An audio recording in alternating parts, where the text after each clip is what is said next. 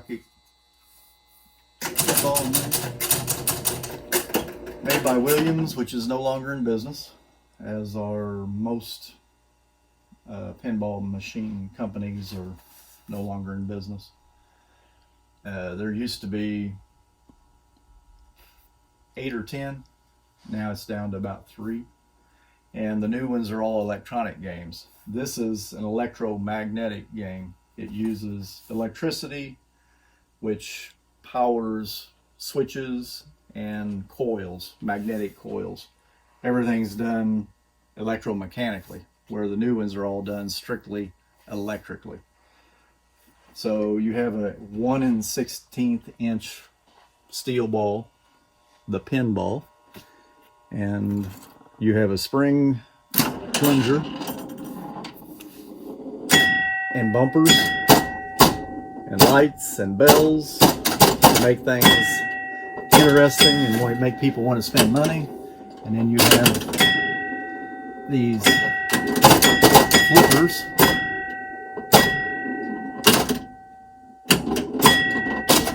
to control the ball to where it gives you ownership of the game.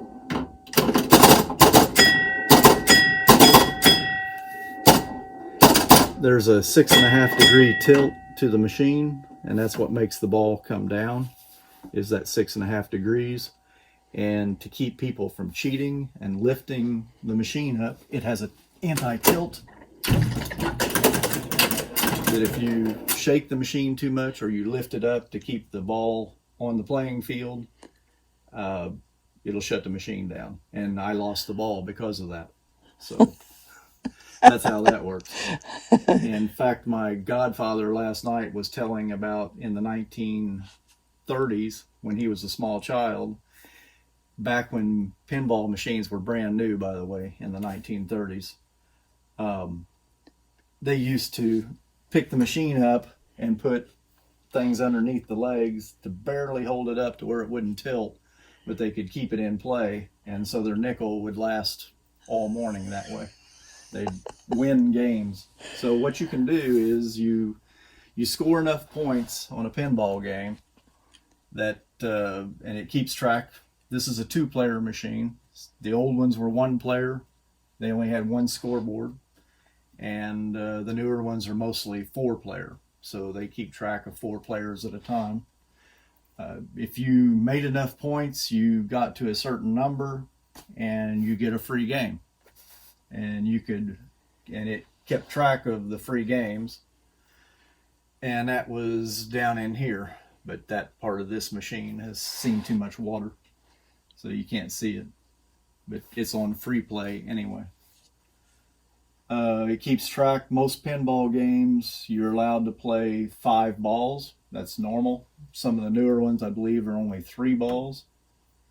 The newer ones that I'm talking about came about in 1978. That's when they switched to this good old-fashioned machine with bells and lights and whistles and mechanical noises to the electronic version. And most of these are considered collectible now. The prices are actually going up on them. But it takes a lot to maintain them. And if you want to break now, I'll take the machine apart and show you the inside of the machine and how it works.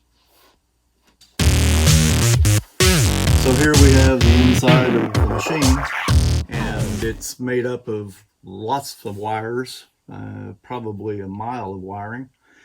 And it operates on incoming is 120 volts AC. Just plug it into your house, and then it has a transformer in here, and that transformer takes part of it down to 24 volts, which nearly everything you see here, all of these relays, these would be the relays, and all of these coils, which these are the coils, which are windings of wire which make electromagnets, and the electromagnets operate the bumpers. Anything that moves uses a coil with an electromagnet. Those all operate on 24 volts AC, and then the lights, which there's lights all over. There's 120 lights in this machine. Wow! And they're all 6 volt lights. 6 volts AC. So, and this is the money mechanism, and it can tell when you put in a quarter or a dime or a nickel. It's actually bypassed on this machine since it's for home play, but that's how. And there would be a coin box in here to catch the coins and be cleaned out every night by the owner or the worker. So, and it keeps track of how many plays. So they have an idea of how much money they should be getting off of the machine. But this machine was non-functional. Most of the relays didn't work, and they all had to be taken out, cleaned, and put back in. And everything you're seeing here behind the back glass on the back side of the machine, there's that much of the same type of thing also. Wow.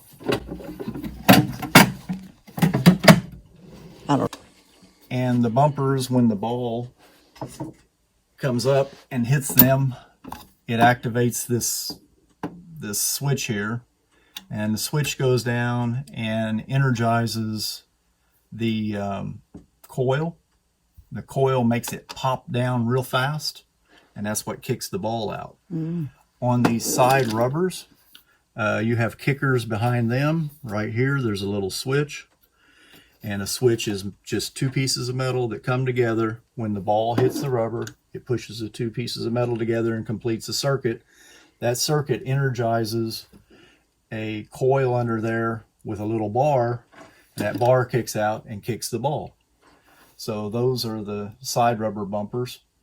Then here you have rollover switches, and these are simple little contact switches underneath, and all they do is score things. And most of these are hooked to scoring. Nearly everything on the board gets you points. And believe it or not, a pinball machine is actually one of the first computers, because it can keep track of how many points you got and add those points together. And if you have bonuses set up, like if you hit all of these in order, it lights up these lights and scores 1,000 on this instead of 100. Well, in order to do that, it has to have a computer in it, which is an all mechanical computer made out of switches, and it remembers all this for each player. Pretty amazing, the technology that went into these machines, which has basically been the same since the 1930s. Wow. Some of them also have spinners. They have spinners for the ball to hit, and it'll spin, and the harder you hit it, the more points you'll rack up. In the case of this one, when you come down through here, that's called a rollover switch. And if you get both of these, it adds up and it scores more points and lights up more bumpers.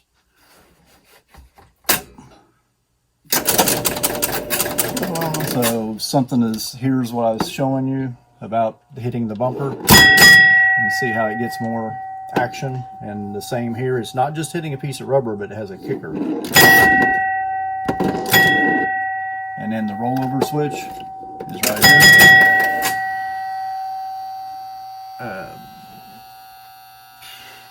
Flippers. So you can control the game with the flippers, which are a couple of coils under here that have rods connected to them, and they're very strong. They give a very fast action.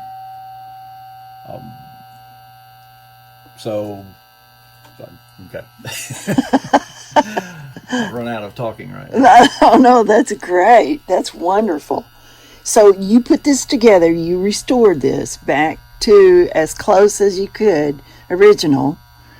You took off the money thing so that your grandchildren and people can play it, and friends, and yourself. And then you had someone else kind of help you with the circuits. Who can you talk about that person? My stepfather, Ken Bartlett, helped when I had most of it cleaned up, put back together. I'd taken a lot of it apart.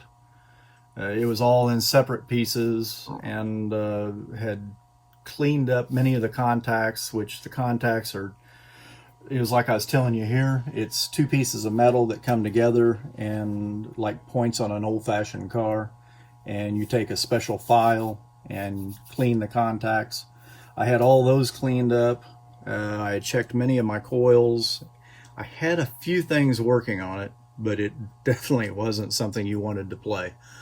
So I called in Ken, who is a Purdue electrical engineer and had his own contracting company for electrical work, for fine electrical work, like this kind of thing, except for military and medical purposes. And Ken and I went through the diagram that you saw a picture of earlier, maybe, and the schematic. And the schematic shows every wire on this machine, every coil, every relay, every light bulb, everything.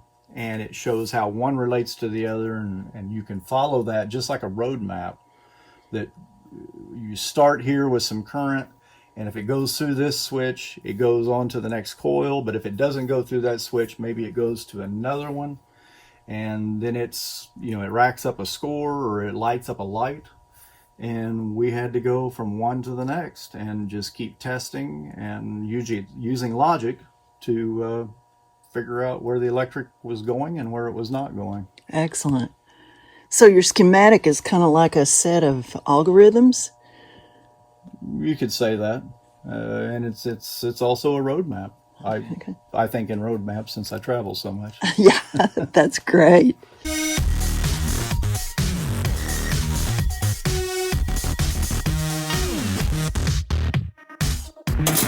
All right, so here we go. Here goes a pinball wizard playing pinball. Maybe my 9-year-old grandson is the pinball wizard. He really enjoys coming down here and playing the pinball. I bet. And they enjoyed it so much that they actually bought one for their house too. Really? Yeah. The one that they restored? No, it's a newer one and fully functional. But all my lights but one across here have been lit, which means that's where I got it. So now I'm into the bonus. So this is part of what the computer keeps track of. It lit up these extra lights. It's now registering 1,000, whereas before it was only registering 100.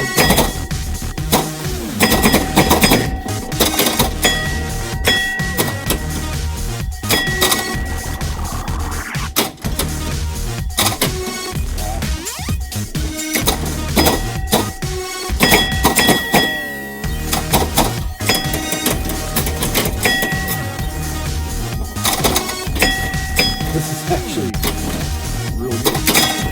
Oh, really? This is the best I've done in a while. Done luck, there it is. So that was the first ball of play. And so it just goes up here, keeps track of which ball you're playing, and it keeps track up here of which person is playing, and also how many people can play.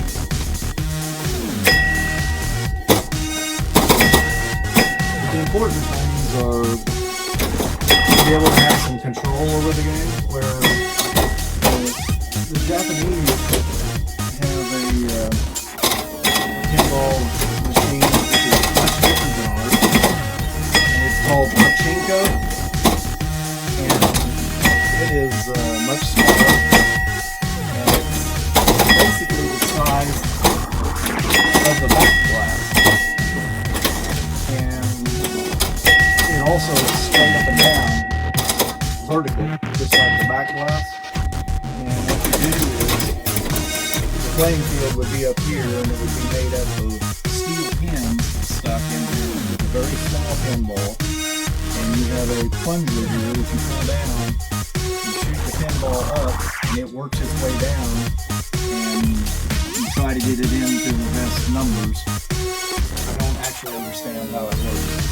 Played it, I don't have an understanding of it.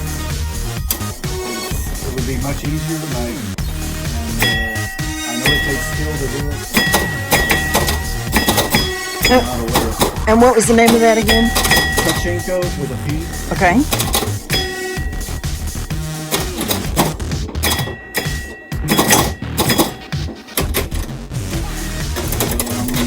I'm on the last ball now.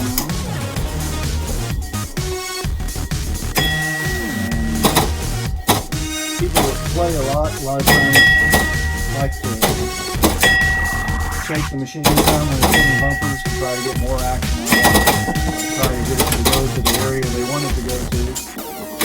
And then if they shake it too much, I have something set up. It takes a lot to kill this one.